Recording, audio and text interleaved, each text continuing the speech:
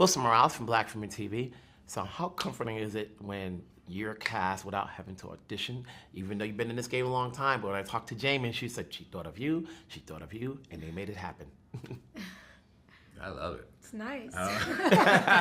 It's nice. And to be asked by Paul Greengrass, who I have always been such a fan of, was really nice. Yeah. How much of the story did you know prior to going into it? And then how much did you do for your characters outside of what the script called for? I knew very little besides, I remember the headlines around that time. Yeah. And then this reminder was, oh, that. And then that's when I dove into understanding more about what happened, who Kevin was, meeting with him, listening to him, reading certain transcripts, hearing different people tell stories. You obviously had the documentary there in the book. And then switching gears into, we are telling the movie based on, inspired by those events. We're not telling a biography. And that was very clear from Paul about what kind of movie we were telling. And then, creating our own stories and creating my own story for who the Kevin I was going to put on screen was. And yourself? Same. I knew of the event.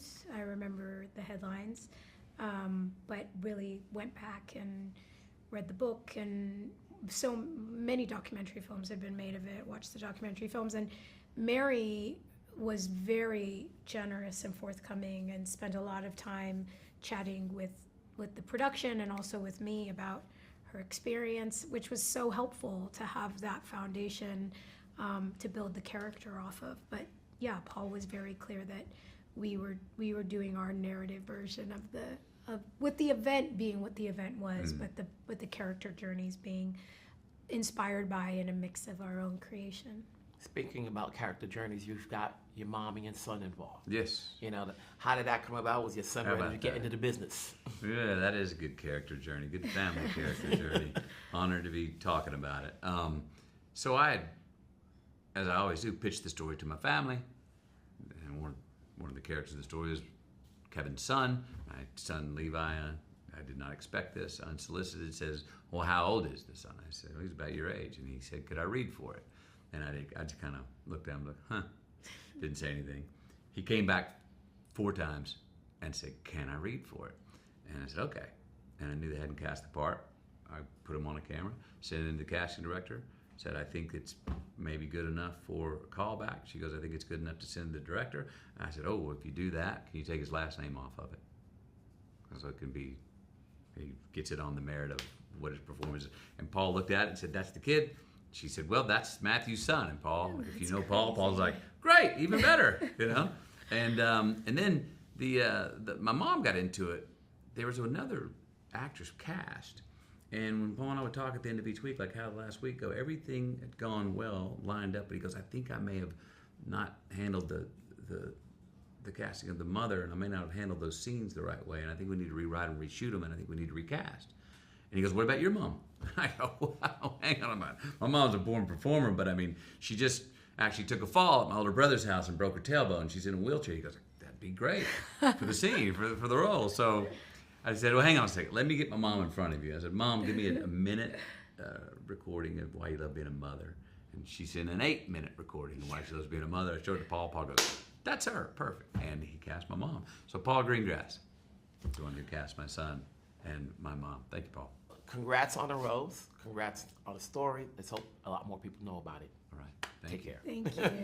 Wilson Morales from Black Film and TV. I saw your name as a producer. It's not that often we see your name as a producer. It is. You've never seen my name as a producer. Okay, so what got you to be involved with this one? I am the headwaters of this movie. So I was obviously aware of the campfire. I'm from California, born and raised. I was highly aware of what happened in Paradise, California, catastrophic fire, a tremendous loss of life and property. And I was with my husband in the mountains where we live, part-time, and I read in the Washington Post an article about Paradise, the book that Lizzie Johnson wrote after she embedded with the people of Paradise. And I'm reading this book, I'm sitting at home, and in the pullout in the Washington Post was a little box that told the story of Kevin McKay. Okay. And I remember I looked up at my husband, like I'm looking at you, and I went, oh, well, that's the movie. And he said, what? I said, well, that's the movie. And yeah. And then the next, I didn't do anything. And the next day I was driving to visit my sister, and I was listening to NPR, and Scott Simon came on, and he was interviewing Lizzie Johnson about the book. And he said, Lizzie, the story that really got me was the story of Kevin McKay, the school bus driver. And I pulled my car over on the side of the road, and I called Jason Blum, my partner, and I said, Jason, I'm sending you 2 links. I want to buy the book, and I believe it'll be the most important thing either one of us ever do in the movie business. And that's how it began. Wow. Now, did you have a hand in casting, or was that something So else? I did. My biggest job as a producer, because Paul Greengrass does not need me hanging around set telling him what to do or giving him suggestions. The last thing I would do is give Paul Greengrass a suggestion. He's a master filmmaker. My biggest job was being the bridge between Kevin McKay and Mary Ludwig and the fiction that we were making. That was my job. My job was to get to know them, let them trust me. I promised them I would tell them the truth, I would never lie, and that I would help them understand the process of making a film. That was what I really felt my biggest job was. And that happened. I think they would say that I satisfied that part of my job. But when we were casting, obviously we were trying to get Matthew, and I didn't know if it was going to happen. And then all of a sudden I found out on a Zoom that Matthew was cast, that Paul, I was on a Zoom with Paul and Jason, and he said, great news, Matthew's committed to the movie. And we were like, yay, oh, wonderful news. And Paul Greengrass said, all right, now what about Mary? And I just popped out of my mouth. I went, what about America Ferrera? Like that, and it wasn't something I had thought about in advance. Just popped out of my mouth that quickly. And Paul went, oh, yes, I love her, let's go. And that's how quickly America was cast.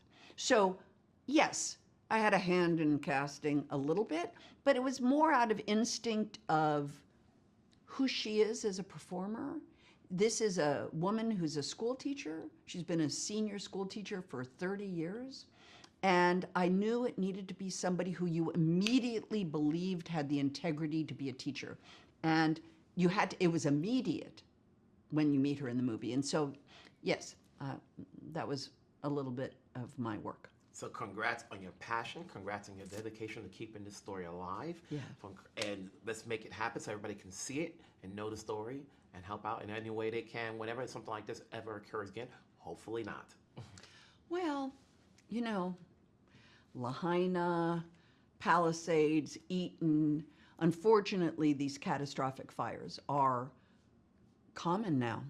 And hopefully there can be some lessons learned from the movie. But what's most important to me is that there will be a permanent memorial that the filmmaking community, Paul, Joanna, Jason, myself, Matthew, America, that Apple Original, we're all coming together, and we are giving significant support to the town of Paradise to create a permanent memorial at the Hope Plaza, so that once the movie leaves town, what we are leaving is a permanent memorial to the lives lost, to the heroes.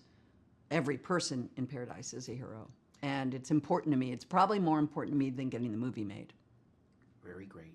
Thanks.